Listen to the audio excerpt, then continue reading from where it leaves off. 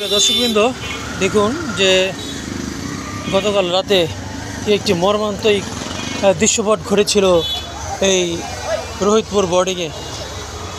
তো এখানে প্রায় 4টি লাশ উদ্ধার করা হয়েছিল ফায়ার সার্ভিসের কর্মীরা সহ স্থানীয়রা।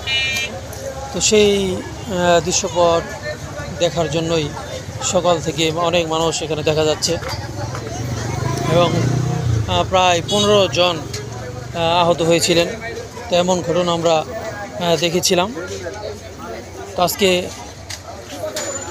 এই সকাল থেকেই এখানে অনেক মানুষকে দেখা যাচ্ছে। প্রিয় মানুষের শোকে অনেকেই যাচ্ছেন।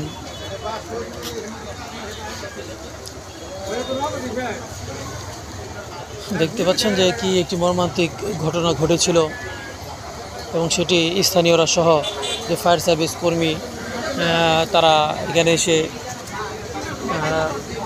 সেটি উদ্ধার করতে সক্ষম হয়েছিল।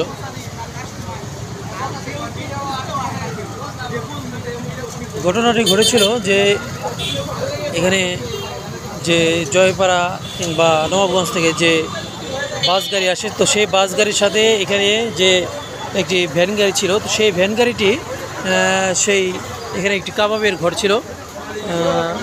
তো সেই রান্নাঘরে তেলের সাথে বিস্ফোরণ হয় এবং সেখানে প্রায় 5 মিনিট আগুন লাগার পর দেখা যায় চারদিকে একেবারে আগুন ছড়িয়ে পড়ে এবং তারপর সেখানে 5 মিনিট পর গ্যাস বিস্ফোরণ হয় এবং এরপরই এই স্থানে সেই মৃত্যুর ঘটনা ঘটেছিল। এমনটি আমরা গতকাল রাতে আপনাদের জানাতে পেরেছিলাম।